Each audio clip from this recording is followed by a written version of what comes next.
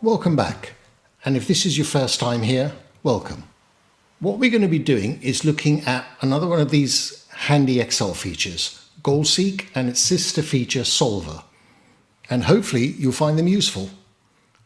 Let's say that you had the number 50 that you wanted to multiply by X so that the result is 85.5.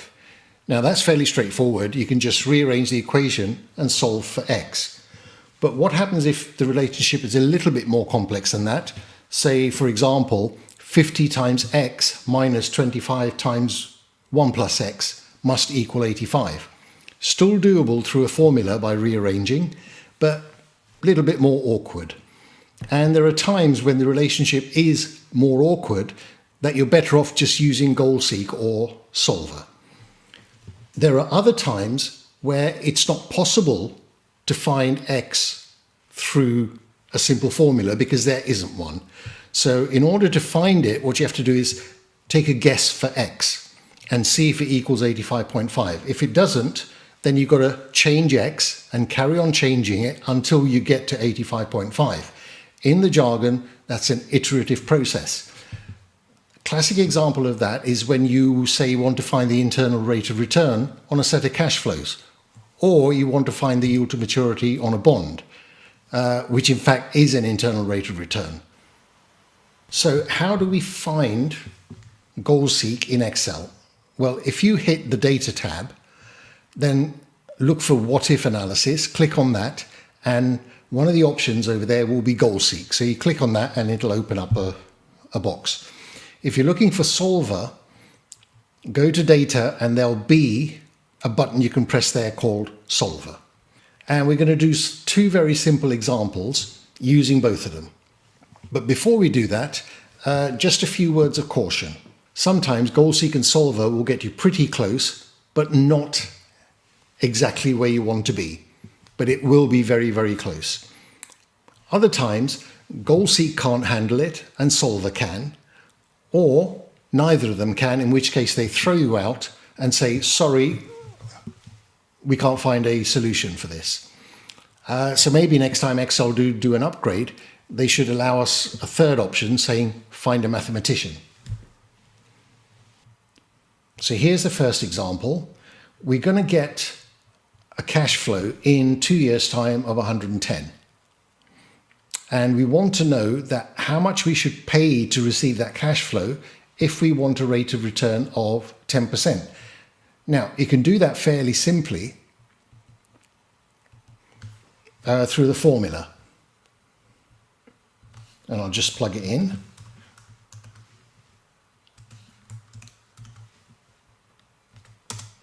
Okay, 90.91 is what we're looking for.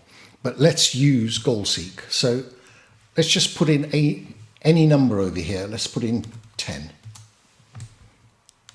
So if we pay 10 and get 110 in 2 years' time, that's a rate of return of 231% a year.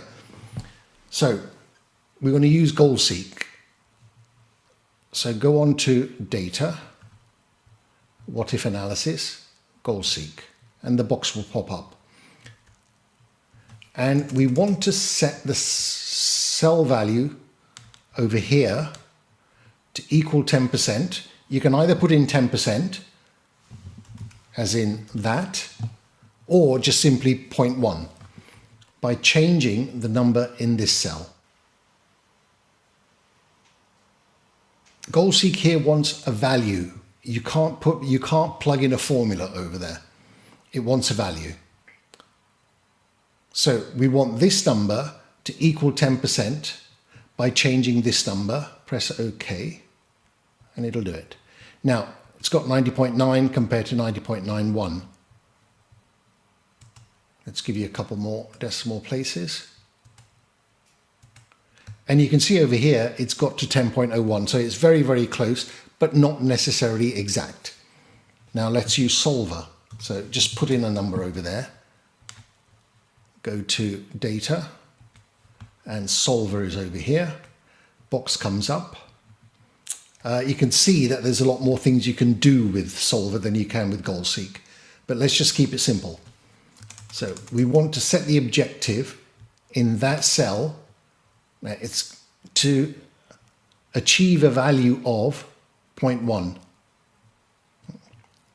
There are other options you have, but we're going to pick value of 0.1 by changing the number in cell F10 and say solve. It'll solve it. There you go. And you can see that this one's given you an accurate, certainly a more accurate number. Okay, so that's fairly straightforward. Now let's look at another example, and this one we're going to be finding the yield or the yield to maturity on a bond which has got 3 years left to run.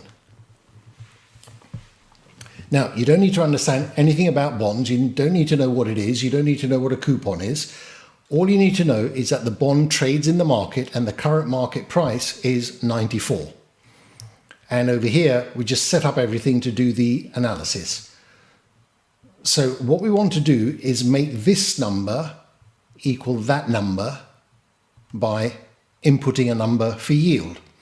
Again, you don't need to know what a bond is. If you want to know all about bonds, we've got lots of other video clips that deal with all things bonds.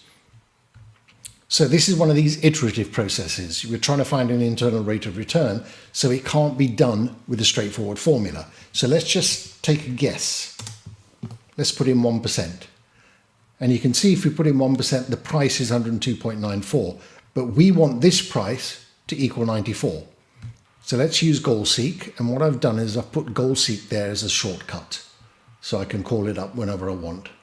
So I want the number in this cell to equal 94. Remember, it can't be a formula, it's got to be a number, by changing the number in this cell, the yield. And there you go, 4.17%. Let's just get a few more decimal places. Or 4.169%. Right, let's use solver this time to do the same thing. So data, solver.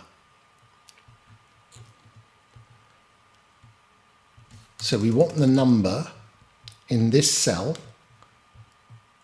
to have a value of, got value of 94 by changing the number in this cell. Hit enter and it'll do it.